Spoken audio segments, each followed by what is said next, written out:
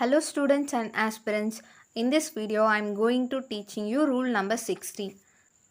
In the rule number 16 we are going to see certain words. Hide, keep, stop, turn, shave, bath. And to note underlined word. Qualify, move, rest. Again I tell you, hide, keep, stop, turn, shave, bath, qualify, move, rest. These words are never followed by reflexive pronoun.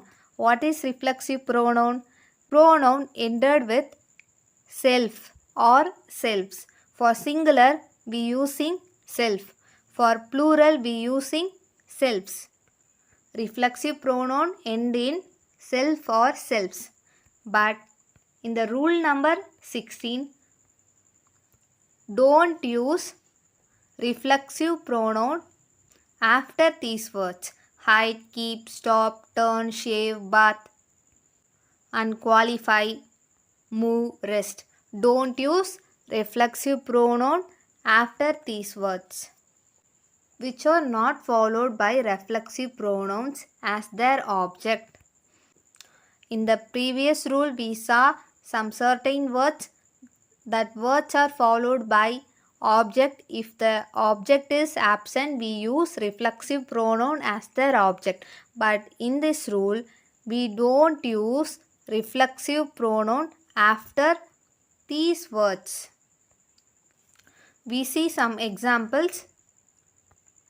He hid himself in the cave. He hid himself in the cave. Himself. This is reflexive pronoun. We should omit this. He hid in the cave. This one is correct. Similarly, he hid himself in the room. It is not correct. Himself is reflexive pronoun. Near verb is hid. Hid is never followed by reflexive pronoun. So, himself should be omitted. He hid in the room. This one is correct.